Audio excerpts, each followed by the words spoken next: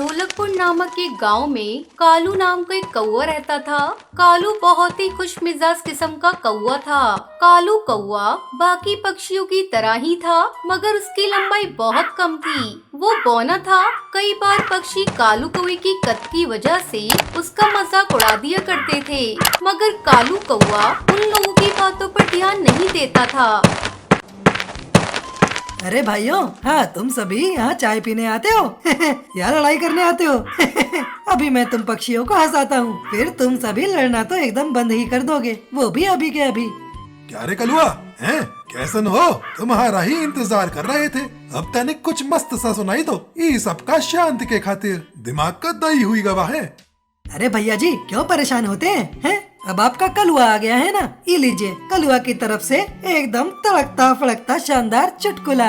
तो एक बार की बात है, एक पत्नी अपने पति से कहती है कि अजी सुनते हो, पड़ोस की मीना की बेटी को 100 में से 99 नंबर मिले हैं। इस पर पति पूछता है, अच्छा फिर एक नंबर कहाँ गया? ये सुन पत्नी कहती है कि वो नंबर अपना चिंटुआ लेकर आया है कालू के चुटकुलों को सुन सभी जोर जोर से हंसने लगते हैं।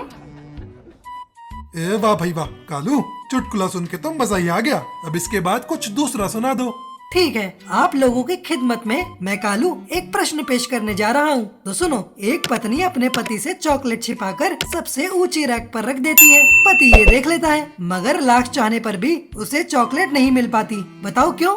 अरे बाबा रे, उतना तो मालूम ही नहीं है, तू ही बता।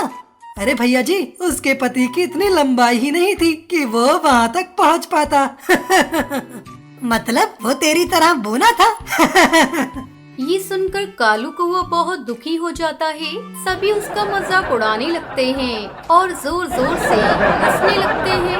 अच्छा ठीक है, अब हम चलते हैं। क्या रे कालू, तू भी ना जैसा खुद है वैसा प्रश्न करता है कालू कौवा उदास होकर अपने घर आ जाता है। मैं हमेशा गांव वालों के मजाक को मजाक में ही लेता हूँ, मगर ये सभी हर वक्त मेरे कद का मजाक बना देते हैं। खैर छोड़ो, इन सब बातों पर ध्यान देने से अच्छा है मैं कोई और काम कर लेता हूँ। कालू कौवा चाहे कितना भी गांव वालों के साथ घुल मिलकर रहता, मगर सभी एक मौका नहीं छोड़ते थे उसके कद का मजाक उड़ाने में। गांव वालों के ऐसे व्यवहार के कारण अब कालू कौवा उनसे कटा कटा रहने लगा। इन लोगों के साथ अच्छा रहकर कोई फायदा नहीं है, अब मैं इनको सबक सिखा कर रहूँगा। फिर कालू कौवा सभी पक्षियों के घर चोरी करने की सोचता है। आधी रात में मुंह पर काला कपड़ा बांधकर कालू कौवा चोरी करने निकलता है। जब सभी गांव वाले मेरा मजाक उड़ाने से पहले नहीं सोचते, तो मैं क्यों उनके घर पर चोरी करने से पहले सोचूं? है शांति से जाता हूँ और चोरी करके आता हूँ। कालू कौवा चुपके से एक घर में घुस जाता है। सभी सो रहे थे। कालू कौवा धीरे धीरे सामान चुराता है और अपने झोले में रखता है और वहाँ से भाग जाता है। अगली सुबह गांव में हल्ला हो गया कि गांव में चोर घुस आया है। अब मुझे खुशी मिल रही है, अब ये भी परेशान हो रहे हैं। अब तक तो ये सिर्फ मुझे ही परेशान करते थे, अब मैंने भी इनको सबक सिखा दिया। एक दिन कालू कौवा चोरी किया सारा सामान लेकर अपने घर जा ही रहा होता है कि तभी उसे टुनटुनी चिड़िया देख लेती है और वो कालू कौवे का पीछा करने लगती है।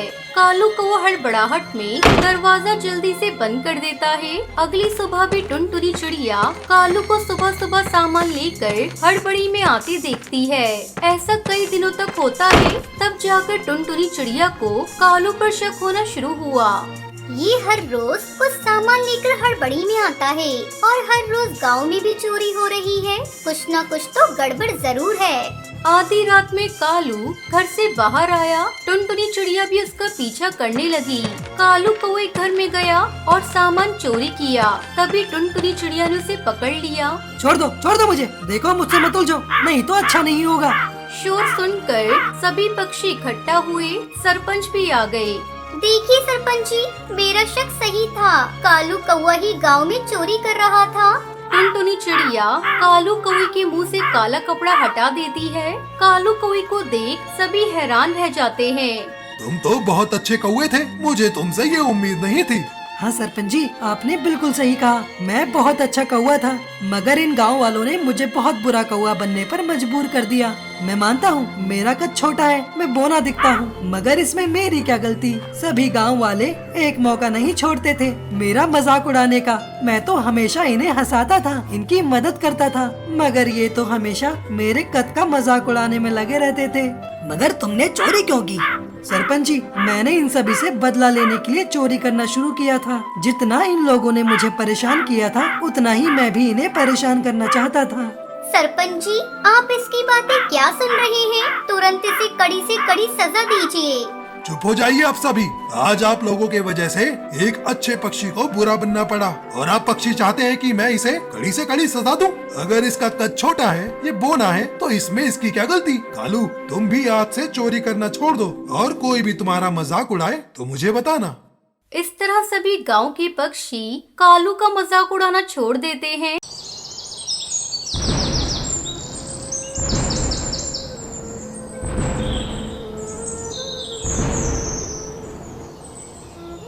रामपुर गांव में बबली कबूतरी अपने बेटे बंटी और बहू टुनटुनी के साथ रहती थी। बंटी के पास एक पुश्तैनी खेत था, पर बंटी उस पर खेती नहीं करता था। उसकी माँ उसे बार बार खेती करने के लिए कहती थी।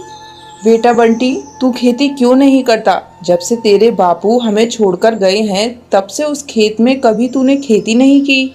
माँ, मैंने आपसे कई बार बोल दिया, मुझसे ये खेती नहीं होगी। मैं मजदूरी करके घर तो चला रहा हूँ ना। तुम मुझे ज्यादा परेशान करोगी तो मैं अपनी पत्नी को लेकर शहर चला जाऊँगा। अपने बेटे के मुंह से ऐसी बातें सुनकर बबली कबूतरी चुप हो जाती है। कुछ दिन इसी तरह गुजर जाते हैं। एक दिन बंटी कबूतर अपनी माँ से कहता है, माँ, मुझे शहर में बहुत अच्छी नौकरी मिल गई है। मैं कल ही टुनटुनी को लेकर शहर जा रहा हूँ। ये आप क्या कह रहे हैं जी? माँ जी बूढ़ी हो गई है, ऐसे में आप उन्हें छोड़कर शहर जाने की बात क्यों कर रहे हैं? आप अकेले चले जाइए, मैं माँ जी को छोड़कर कहीं नहीं जाऊंगी। टुनटुनी बहू, तू मेरी चिंता मत कर। तू मेरे बेटे की पत्नी है। तेरा पति तुझसे जो कह रहा है वही कर। जाकर शहर जाने की तैयारी कर। अगले दिन बंटी कबूतर अपनी माँ को गांव में छोड़कर टुनटुनी के साथ शहर चला जाता है। इस तरह एक महीना गुजर जाता है। शहर आकर आपने बिल्कुल अच्छा नहीं किया। मेरा मन यहाँ बिल्कुल भी नहीं लग रहा है। बार बार माँ जी की याद आ रही है। पता नहीं वो किस हाल में होंगी। तू बेकार में परेशान हो रही है। माँ ठीक होंगी, मैंने कल ही उन्हें पैसे भेज दिए। इस तरह दिन गुजरने लगते हैं और टुनटुनी दो प्यारे प्यारे बच्चों की माँ बन जाती है। एक दिन टुनटुनी के पास उसके गांव से फोन आता है। टुनटुनी बहू, तेरी सास की हालत बहुत खराब है। बार बार वो तुझे और बच्चों को याद कर रही है। तू एक बार आकर उससे मिल ले। सुनते हो जी, जल्दी उठो। गांव से हरिया काका का फोन आया है। माँ जी की तबीयत बहुत खराब है। वो हम लोगों से मिलना चाहती है। ठीक है टुनटुनी, तू ऐसा कर, जल्दी जल्दी बच्चों को तैयार कर दे। हम लोग सुबह की बस से ही गांव के लिए निकल जाएंगे। बंटी कबूतर अपने पूरे परिवार के साथ गांव चला जाता है। माँ जी आंखें खोलिए, क्या हो गया आपको? बहू, तू आ गई। जल्दी से मेरे बेटे को मेरे पास बुला। बंटी कबूतर अपनी माँ के पास आता है। बेटा, मैं तेरा ही इंतजार कर रही थी। मेरी एक आखिरी इच्छा है, उसे तू पूरी कर दे। हाँ माँ, तू बोल, मैं तेरी हर इच्छा को पूरा करूँगा। बेटा, मैं चाहती हूँ तू यहीं रहकर खेती कर। इतना कहकर बंटी कबूतर की माँ बबली मर जाती है। बंटी कबूतर फूट फूट कर रोने लगता है।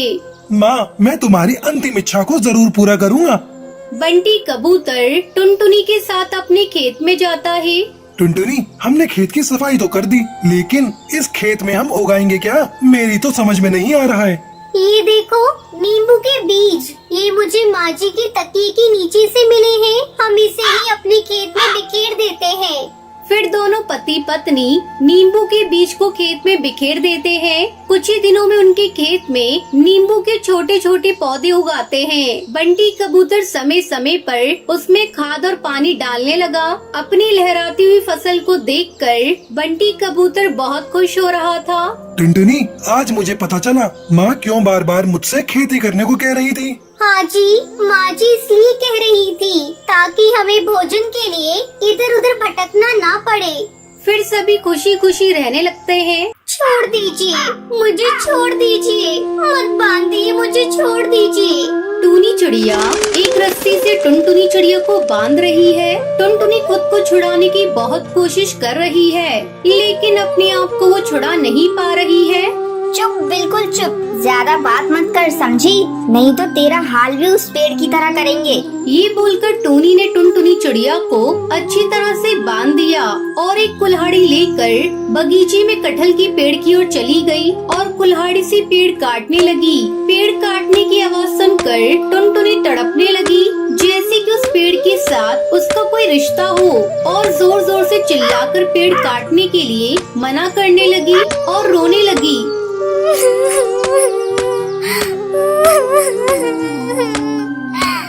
मत काटिए, मत काटिए उस कटहल के पेड़ को, मत काटिए, छोड़ दीजिए उस पेड़ को, मत काटिए। लेकिन वो पेड़ काट देती है और इधर टुनटुनी रोते रोते बेहोश हो जाती है। मगर उस कटहल के पेड़ के साथ टुनटुनी का क्या रिश्ता है? आखिर उसके साथ ये चिड़िया ऐसा क्यों कर रही है? इसमें गलती किसकी है? ये जानने के लिए हमें थोड़ा पीछे जाना होगा। टुनटुनी के पिता का नाम टुन्नू लाल है, लेकिन टूनी उसकी असली माँ नहीं है। टूनी उसकी सौतेली माँ है। उसकी असली माँ का नाम रानी था। टुनटुनी अपनी माँ और पिता के साथ खुशी खुशी रहती थी। रानी चिड़िया को बगीचे का बहुत शौक था। वो पूरा दिन बगीचे में रंग बिरंगे फूल उगाने में लगी रहती थी। टुनटुनी भी माँ के साथ बगीचे में काम करती थी। उस घर का आंगन हमेशा खिला खिला रहता था। एक दिन रानी चिड़िया बाजार से कटहल के पेड़ का बीज लाई और बगीचे में उसे लगा दिया। माँ, ये कौन सी पेड़ का बीज है? कटहल का बीज है बेटी। जब ये पेड़ बड़ा होगा तब इसमें बड़े बड़े कटहल पकेंगे, और अगर तब मैं नहीं रही तो तुझे इस पेड़ को देखकर मेरी याद आएगी।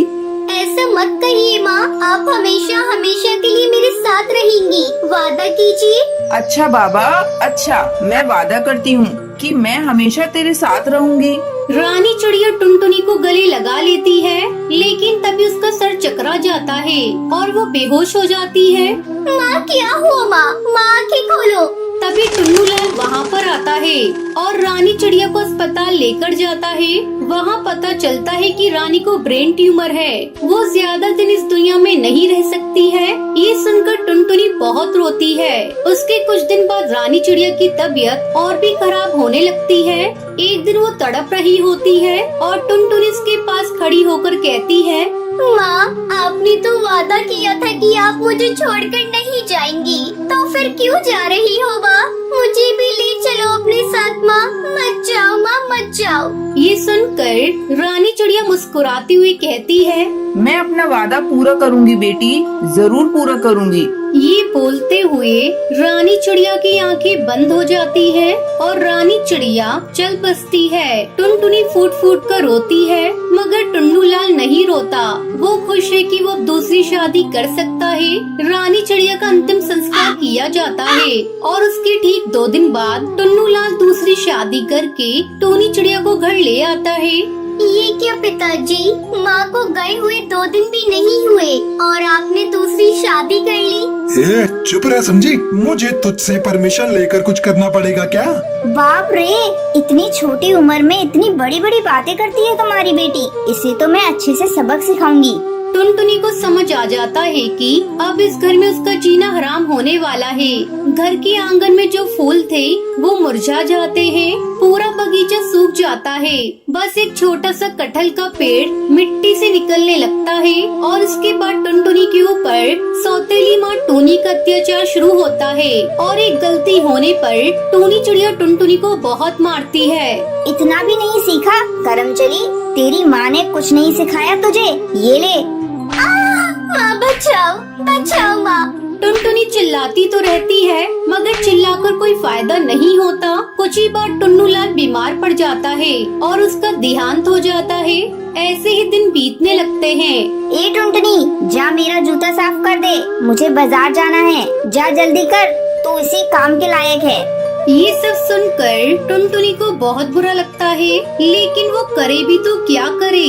वो चुपचाप टूनी के जूते साफ कर देती है और उसके बाद टूनी चिड़िया बहुत सारे बर्तन और कपड़े लाकर उसके सामने रख देती है और जल्द से जल्द साफ करने के लिए कहती है। इतने सारे काम करते करते टुनटुनी थक जाती है और थोड़ा आराम लेने के लिए बगीचे में जाती है। वो कटहल का पेड़ अभी बहुत बड़ा हो गया है। टुनटुनी इसके नीचे बैठती है और रोती रहती है। माँ, आप कहाँ चली गई माँ? आप अगर होती तो मुझे ये दिन नहीं देखना पड़ता माँ। तभी वहाँ पर रानी चिड़िया की आवाज सुनाई देती है। बेटी, मैं तो यहीं पर हूँ बेटी। टुनटुनी चौंक जाती है। वो इधर उधर देखने लगती है। तभी वो आवाज फिर से सुनाई देती है। बेटी, इधर उधर मत देख, मैं इस पेड़ में ही हूँ। मैंने तुझसे वादा किया था ना कि मैं तुझे छोड़कर कहीं भी नहीं जाऊंगी, इसलिए मेरी आत्मा इस पेड़ के अंदर ही समा गई है। मैं इतने दिन से सब कुछ देख रही हूँ। टुनटुनी पेड़ को जकड़ लेती है। माँ, माँ आप यहाँ हो, मेरी माँ। तू चिंता मत कर बेटी, आज से सब कुछ मैं कर दूंगी। जाकर देख, तेरा सारा काम खत्म हो गया है। टुनटुनी जाकर देखती है कि सारे बर्तन साफ हैं, सारे कपड़े धुले हुए हैं। टुनटुनी तभी सौतेली माँ के पास जाती है और कहती है कि सारा काम खत्म हो गया है। टूनी आश्चर्यचकित हो जाती है। इतनी जल्दी काम कैसे खत्म हो सकता है? ठीक है, अब खाना बना ले। टुनटुनी रसोई में जाती है और देखती है कि खाना भी बनकर तैयार है। ऐसे ही चुटकी में उसका सारा काम हो जाता है। ऐसे ही कुछ दिन बीत जाते हैं। मैं कुछ दिन से देख रही हूँ, ये टुनटुनी सभी काम इतनी जल्दी से कैसे कर रही है? टूनी चिड़िया टुनटुनी का पीछा करती है और देखती है कि टुनटुनी उस कटहल के पेड़ के पास जाकर पेड़ के साथ बातें कर रही है। इधर बर्तन और कपड़े अपने आप साफ हो जा रहे हैं। अच्छा, तो ये बात है। इसकी माँ तो सच में चुड़ैल निकली। और ये पेड़ ही सारी समस्या की जड़ है ना। मैं आज ही उस पेड़ को काट दूंगी। ये बोलकर टूनी चिड़िया टुनटुनी को पकड़कर लाती है और टुनटुनी को रस्सी से बांधने लगती है।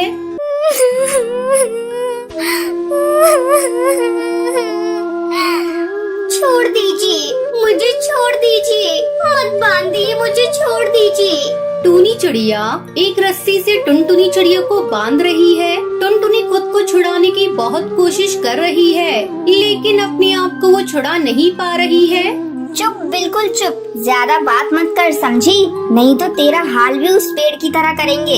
ये बोलकर टूनी ने टुनटुनी चिड़िया को अच्छी तरह से बांध दिया और एक कुल्हाड़ी लेकर बगीचे में कटहल के पेड़ की ओर चली गई और कुल्हाड़ी से पेड़ काटने लगी। पेड़ काटने की आवाज सुनकर टुनटुनी तड़पने लगी, जैसे कि उस पेड़ के साथ उसका कोई रिश्ता हो, और जोर जोर से चिल्लाकर पेड़ काटने के लिए मना करने लगी और रोने लगी। मत काटिए उस कटहल के पेड़ को, मत काटिए, छोड़ दीजिए उस पेड़ को, मत काटिए। लेकिन वो पेड़ काट देती है और इधर टुनटुनी रोते रोते बेहोश हो जाती है। पेड़ काटकर टूनी चिड़िया बहुत खुश होती है। उस पेड़ पर एक कटहल लगा हुआ था। टूनी उस कटहल को पेड़ से तोड़ती है और उस कटहल को काटती है। टुनटुनी को होश आ जाता है। टूनी कहती है, ये देख, तेरी माँ के लगाए हुए पेड़ को काट दिया। ये ले, तू भी इस कटहल से थोड़ा सा खा ले, इसके बाद तो तुझे और नहीं मिलेगा। टूनी टुनटुनी को थोड़ा सा कटहल खाने के लिए देती है। टुनटुनी वो खा लेती है। टूनी बाकी कटहल खाती है और उसके बाद उनके साथ कुछ अजीब सी चीजें होने लगती हैं। दोनों का सर घूमने लगता है और एक चमत्कार हो जाता है। किसी जादुई शक्ति से उसकी सौतेली माँ मर जाती है। तभी वहाँ रानी चिड़िया की आत्मा प्रकट होती है और कहती है, ये अंदर से जहरीली थी, इसलिए कटहल इसके लिए जहर बन गया। और मेरी बेटी, तुम अंदर से खूबसूरत हो, इसलिए तुम खूबसूरत हो गई। इस तरह टुनटुनी चिड़िया को अपनी सौतेली माँ से छुटकारा मिल गया और वो खुशी खुशी रहने लगी।